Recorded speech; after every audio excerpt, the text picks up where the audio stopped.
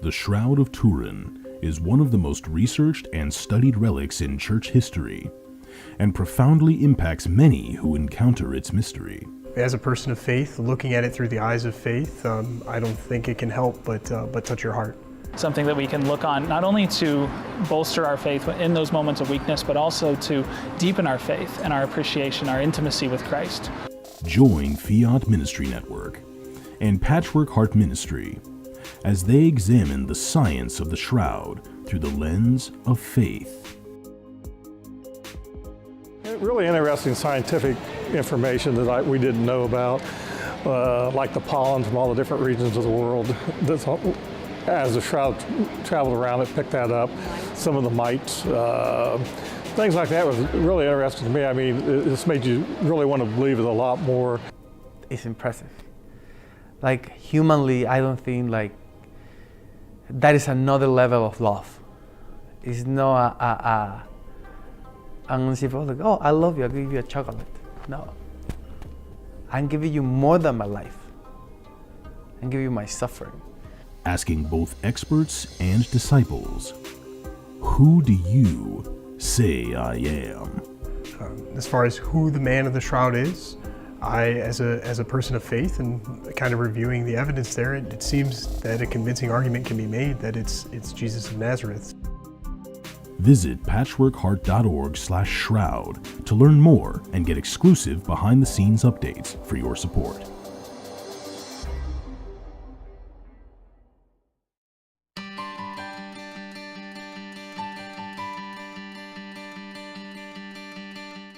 The St. Raymond Nonnatus Foundation, in partnership with Patchwork Heart Ministry and Fiat Ministry Network, present a podcast for divorced and separated Catholics. Hello, and welcome to a podcast from the St. Raymond Nonnatus Foundation for Freedom, Family, and Faith at nonnatus.org. This is Ann DeSantis, Executive Director, joined by our Board President, Mickey Kelly. Mickey, thanks again for joining us. Hi, Ann. Great to be back on here. It is, because we have a pretty new series here. This is one specifically for adult children of divorce, and the topic is 10 ways to heal for those adult children. And Mickey and I are both in that category, which we talked about during episode 1. And so for this episode, the topic is understanding that it isn't or wasn't your fault what happened. And it gets the best of us, especially when we're children. If our parents divorced when we were children, very common for young people to interpret what happened in their family as something that had to do with them. So I'll just start out with you, Mickey, if there's anything that you want to share initially on that particular topic. Well, Ann, I think honestly, this is a very good topic to discuss, because I think far too often we have people that blame themselves, myself included, that it was, their fault that their parents divorced. But sometimes we don't really understand that some marriages last long and some just don't. And, it's okay to be, I mean, it's one thing to be it's one thing to be upset about the situation, but you have to understand that it was out of your control. And that is like something that I think it's a perfect time for a lot of people, especially those who are still, hurt by what they went through. Yeah, there can be hurt, and it does take time. And admittedly, Mickey and I mean, we're not therapists, we're not psychologists, but we've experienced divorce, our parents' divorce, and we've become adults. And so I guess you could refer to both of us as adult children of divorce.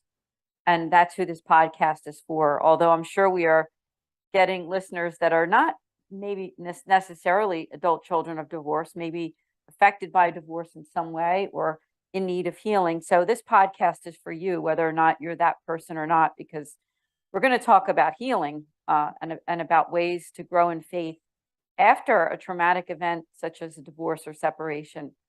I just pulled up an article I thought might be interesting for those listening to this podcast from Letitia. It's called 8 Ways for Catholic Parents to Help Kids Grow in Faith During and After a Divorce. Now, this article is geared more for children below the age of 18, minors.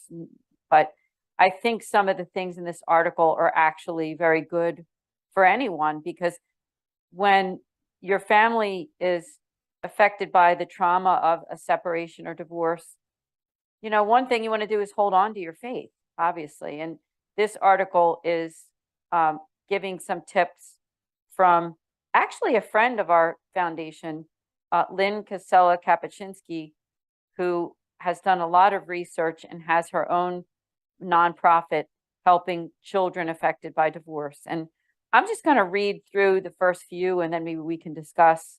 But one of the things that she says is to share your faith journey with your child. Now, think about that. That could even be for an adult, because she says that consider sharing experiences of God working in your life with your child, that your life as a faithful Catholic is the most compelling witness. So one way that you can realize the truth of the matter, that it wasn't your fault, is holding on to your faith. I'll just read the first three from Lynn here. She says, make Mass and confession a regular part of your life as a family, which is very important. We did talk about that on the other podcast that we did. And 3, establishing a routine family time for giving thanks to God. And again, I think some of these things can actually help adult children of divorce in realizing that, our faith is what gets us through the hardest times of life, isn't it? And also turning to people who can really help you to find that healing, and to understanding that some of those events of your childhood really had nothing to do with you specifically or your personhood, but it had more to do with the relationship between your parents. So I didn't know, Mickey, if you had any thoughts on that at all.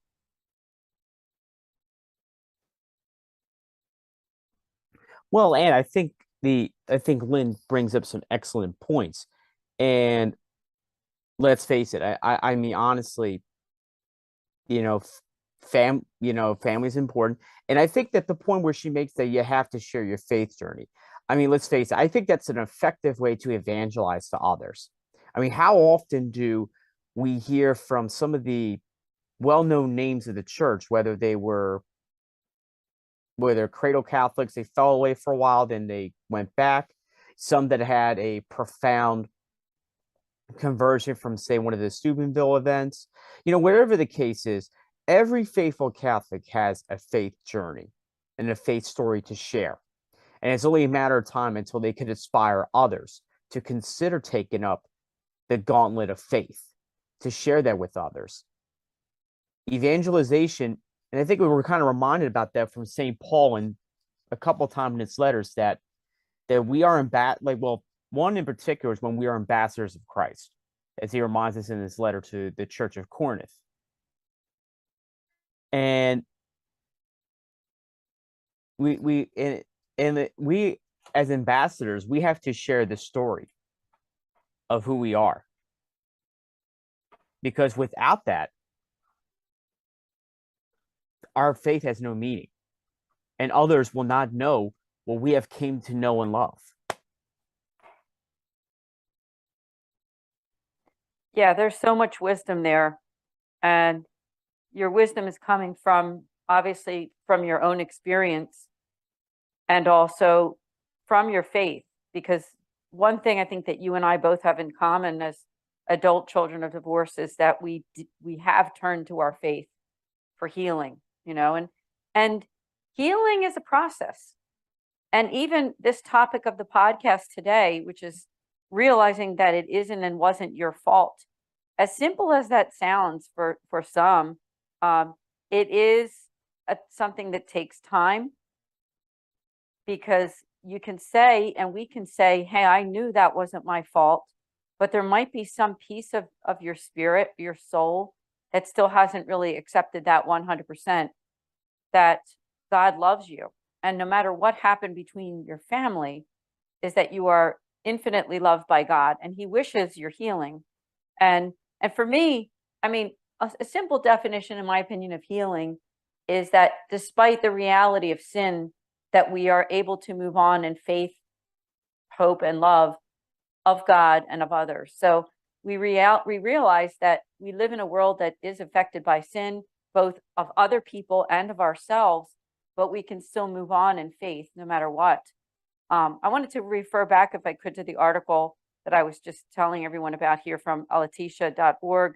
It says to point out the good in your family members and nurture those relationships, especially regarding your child's other parent. And it does say some words of wisdom here, that after a divorce, some children perceive one parent is good and one is bad, but this thought process does not help their long-term healing and peace. And then this is again from this friend of ours, Lynn Casella-Kapuscinski. These perceptions can also add further difficulty for children in relating to God as a loving father or to Mary as a loving mother, she writes. When possible, parents can point out good and kind qualities in the other parent and encourage relationships with other loving family members as well. Now, I just want to point out that, this podcast is for adult children of divorce. And of course, your childhood, for most people listening to this podcast, I think, your childhood is over. You're beyond the age of 18 and you're an adult. And maybe things didn't go quite that way when you were growing up. Maybe there was some negative talk about the other parent or things like that. But aside from that, God wishes you to be healed from that and to still move on in faith. But I do think that these are great words of wisdom when Lynn says that after divorce, some children perceive one parent as good and one as bad, but that this thought process does not help their long-term healing and peace. Let's unpack that a little bit, Mickey, because obviously the topic for this podcast is that it isn't and wasn't your fault what happened between your parents. Sure. And yeah, I'll be honest, like when my parents were going through the process of divorce, I just thought I'd blame myself, because I remember the constant arguing. There were times that my mom and my dad would argue over petty things, like, my mom wanted to make sure something was done perfectly, or maybe my dad goofed up on something, whatever the case was. And I remember there would be like yelling and screaming and everything. I think the tip of the iceberg was when my dad was shot during a botched robbery.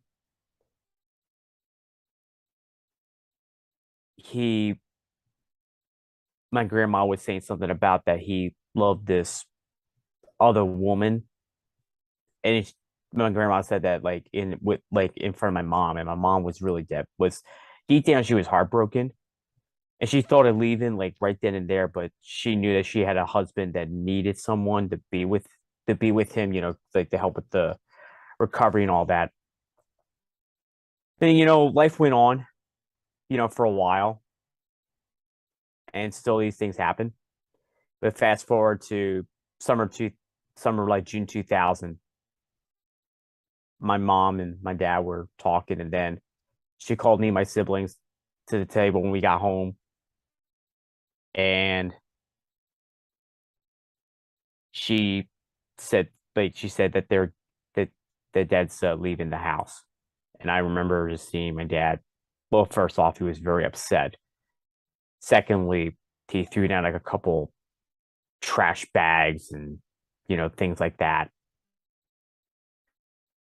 And when I was going through the remaining of grade school from fourth grade on, I withdrew myself. There are times that I lashed out. There are times I pushed people away. And I felt like the divorce had an impact on me. And when I confided in someone, I told them that I believe that I caused the whole thing, and they said, "It's not your fault." And truthfully, I was hurt by this whole thing. But as we mentioned earlier, Anne, healing takes time. It's not a snap of a finger or anything, or getting an inoculation or whatever, or surgery, whatever the case is. Healing takes time. And some people take longer than others to heal. And regardless, we still need to, seek healing. So don't be discouraged. Keep praying, keep seeking God for healing, and continue to be who you are. Again, words of wisdom from you. And you've experienced this. I mean, now you're in your early 30s. It's been a while since, as you said, that summer of the year 2000, when all of these things were happening in the family. But looking back, I'm sure that it's amazing to you and to your family just how much you and everyone has gotten through to this point. And good news, I think, that you've shared with me is that there's peace, right? I mean, I know that your family does experience peace, even between your father and your mom and your stepdad and other family members. I mean, that is just a wonderful thing to hear, that how the Lord has worked in that way.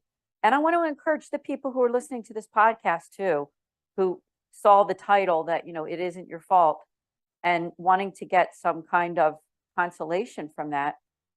And, Mickey made a really good point that healing is a process, and as I said, my definition of it from my own experience is that sin does still exist. There's still going to be, not good things that happen to our families and in the world. But despite all of that, the Lord is with us, and he can guide us to a better place, especially when we pray and reach out to him and really believe that how much he loves you. I mean, that's a big part of it, is just really understanding the love of God, because that's going to get you through to being able to accept and understand that. Now, that same article that I was referring to a little earlier, it says to dialogue with your child about God. And again, this article is geared more for the children of divorce that are below the age of 18. But I think there's some wisdom here, because it says that following a divorce or separation, children may experience anger, sadness, and a range of other emotions. And Lynn says, encourage your child to talk with God about this struggle. And she writes to reassure your child that God will hear him and respond with something helpful. She says that some children may struggle to relate to God as a trustworthy parent, so parents may want to discuss the child's image of God, listening to any worries or difficult emotions the child may be having. Now, in a perfect world, this would have all happened in our families as we were affected by divorce, especially you and I, Mickey. You're in your 30s, I'm in my 50s. There wasn't the kind of support for divorced families back then as there are today, especially even in the Catholic realm. So it's just good to see that people like Lynn and others are doing what they're doing to help. But I would just say that even if your family didn't do all of those things, didn't sit you down and talk to you about your relationship with God and about healing emotions or any of those things, is that those resources are now available. And so I do think it's important to develop your relationship with God. And if you're listening to this podcast and you feel, you know what, you're not there yet, you haven't really developed that relationship with God, that's why we're here on this podcast, to kind of guide you through to finding ways that no matter what your age, whether you're a teen, 20s, 30s, and beyond, that you can still find that healing, and really realizing, like the topic of this podcast, that it isn't your fault. So, Mickey, talk with us, if you would, about, your own dialogue with God, because maybe when you were a child, maybe not, did you feel that God was there with you, speaking with you? And did you have that sort of pastoral support at that time, or did that come a little bit later? Truthfully, and it has come quite a bit later. And to expand, to elaborate on that, I would say that I've been a type of person that kept to myself. And I think it has like its perks, and at the same time it doesn't. because like usually if you keep things in for too long, like it could hurt you, and maybe like also like the people around you. But if there's, but I, honestly, like I still made it to mass, but I mean I wasn't like really all into my faith until later in high school, heading into like college. So there was like something there. I kind of think of it as planting seeds, but like seeds, they grow in time. And I would say that like the time that I actually was able to start healing is like coming on board with the St. Raymond Nonnatus Foundation. Well, that's good to hear. And that's not the first time you've mentioned to me that we actually have helped you. You being a part of this nonprofit has actually helped you with your own healing. I mean, it's wonderful to hear. And especially to our listeners. I mean, Mickey's our board president. He holds a very important role in the guidance of this Catholic nonprofit 501c3. We're very grateful to him. You see how God works? I mean, God works in the most amazing of ways that I think, just like they say, if you've ever heard that teachers learn from teaching, they learn the most about their topic through teaching because it's very proactive, isn't it? And it's the same with when you're involved in ministry, which we are going to talk about that, by the way, on this podcast. We're going to talk about how getting involved in ministry can help you to heal even more. But it's important to know that when you put it into action and you're able to really talk about the past without getting emotional. I don't know if any of you who are listening have ever heard that before, but when you can tell your story without feeling a sense of getting ready to cry again and again and again every time it's brought up, I think that's a good indication that you are healing.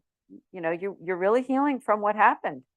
And I know that that's been my own experience, not just from family events like the divorce of my parents when I was 7 years old or whatever, but just all kinds of things. I mean, all kinds of things that I've experienced in my life.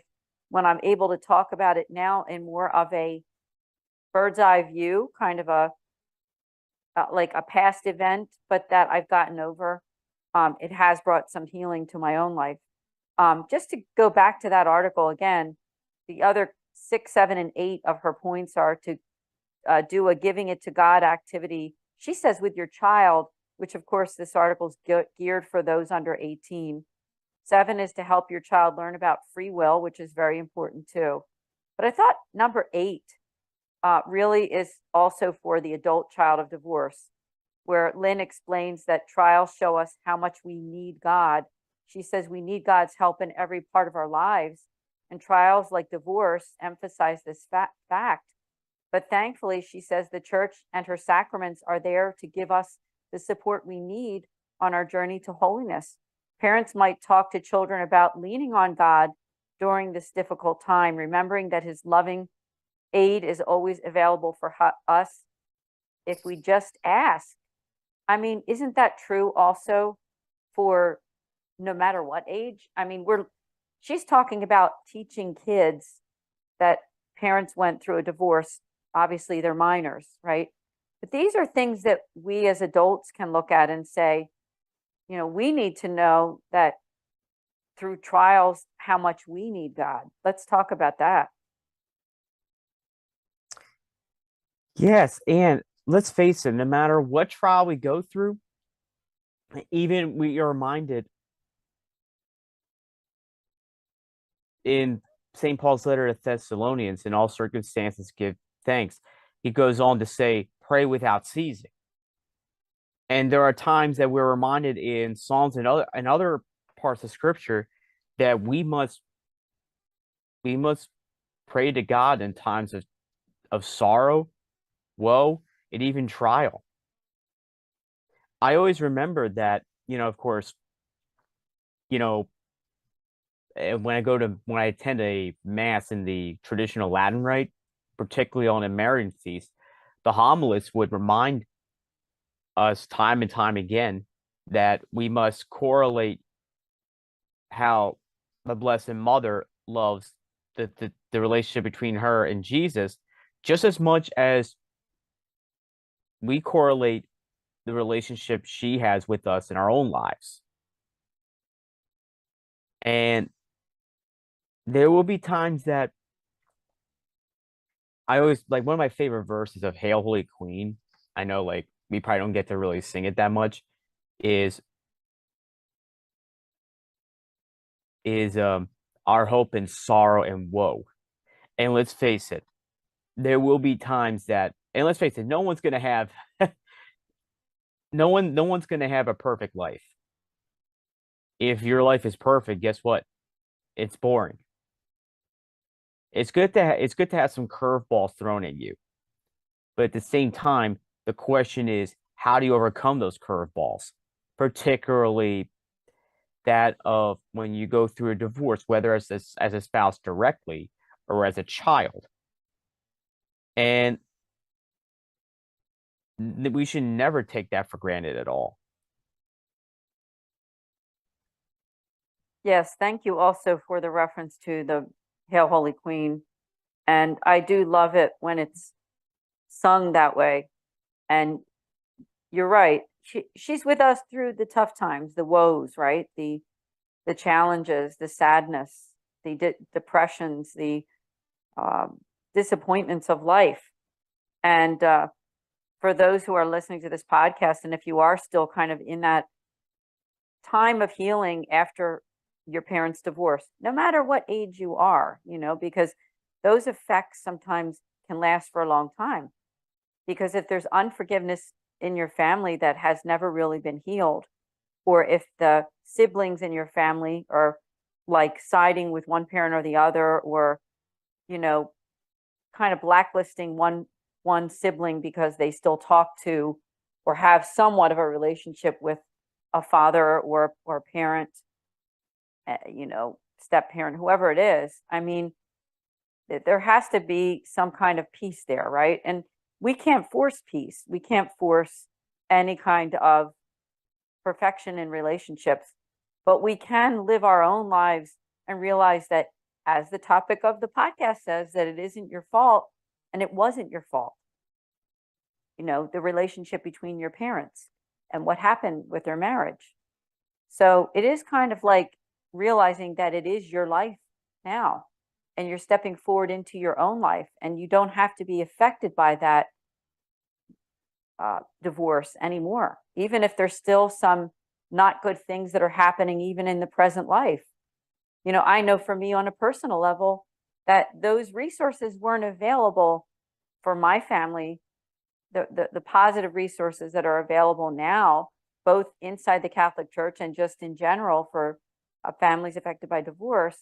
And so there was some kind of, not great stuff going on, even when I was beyond the age of 18, some negative discussions and gossip and unforgiveness and things, and not blaming anyone on this podcast, of course. We never, when we talk about our personal experience, it's just that our personal experience, right? Nothing more than that. And thankfully, things in my life right now, and I do believe that in my family's life, is good. There is peace, but it does take time. It takes time, but realizing that there has to be some kind of division too between your own life and moving forward in your life and that of the past and what you experienced in the divorce of your parents. Again, just for people who are listening, I want to refer to that article and just say, if you want to read it, it's called 8 Ways for Catholic Parents to Help Kids Grow in Faith and During and After Divorce. It's by Teresa Savantos Barber. It was published on June 26th of 2020. So definitely check that out. I want to mention also on this podcast our own resources.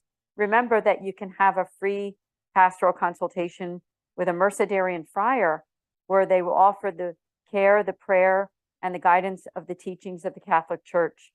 so that you can find that healing. And we do offer that healing for all family members that are affected by divorce. So just go to our website at nonnatus.org on the drop down for our services under priestly consult and just fill out the form there. So Mickey, as we're coming to a close, I didn't know if you had any kind of some final words on your own words of wisdom for that whole idea of that it isn't and wasn't your fault. I would just simply say that, just be faithful, never give up, give it to God.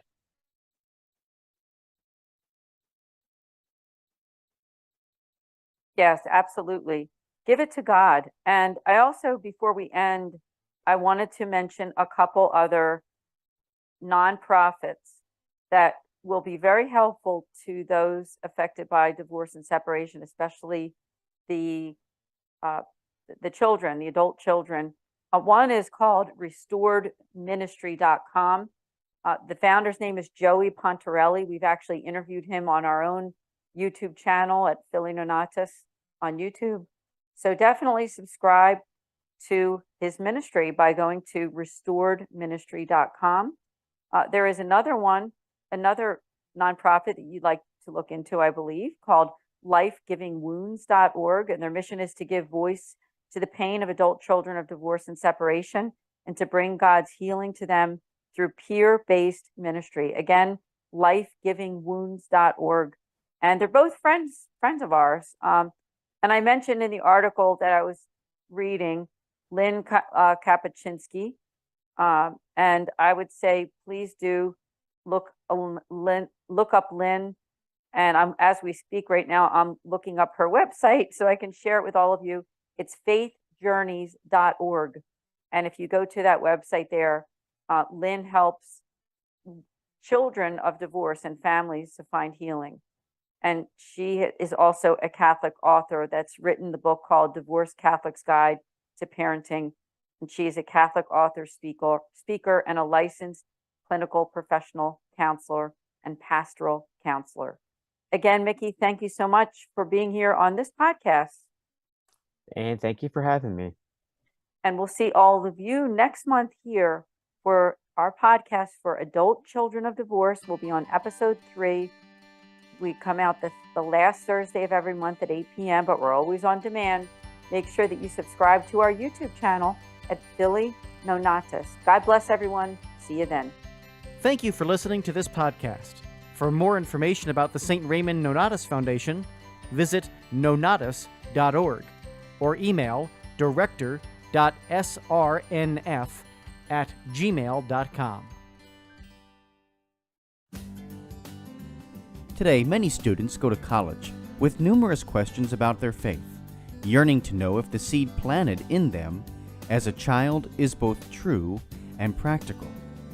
Using the miracle on the road to Emmaus as a model, young adult ministers conversed weekly for 3 months with college students about the most pressing questions they had about the Catholic faith. As they journeyed together virtually, something amazing happened. Doubts disappeared, fears faded, and Jesus revealed that He is still alive. Hearts Burning Within Us, the latest book from Patchwork Heart Ministry, is a result of that grace-infused conversation. It is the perfect back-to-school gift for recent high school graduates and current college students. Get your copy for them today at patchworkheart.org or by calling 424-704-3278. That's 424-704-3278. The Shroud of Turin is one of the most researched and studied relics in church history, and profoundly impacts many who encounter its mystery. As a person of faith, looking at it through the eyes of faith, I don't think it can help but touch your heart. Something that we can look on not only to bolster our faith in those moments of weakness, but also to deepen our faith and our appreciation, our intimacy with Christ. Join Fiat Ministry Network and Patchwork Heart Ministry as they examine the science of the shroud through the lens of faith. Really interesting scientific information that we didn't know about, like the pollens from all the different regions of the world. As the shroud traveled around, it picked that up. Some of the mites, things like that was really interesting to me. I mean, this made you really want to believe it a lot more. It's impressive. Like humanly, I don't think like that is another level of love. It's not I'm gonna see people like, oh, I love you, I'll give you a chocolate. No. I'm giving you more than my life. I'm giving you my suffering. Asking both experts and disciples, who do you say I am? As far as who the man of the shroud is, I, as a person of faith and kind of reviewing the evidence there, it seems that a convincing argument can be made that it's Jesus of Nazareth. Visit patchworkheart.org/shroud to learn more and get exclusive behind-the-scenes updates for your support.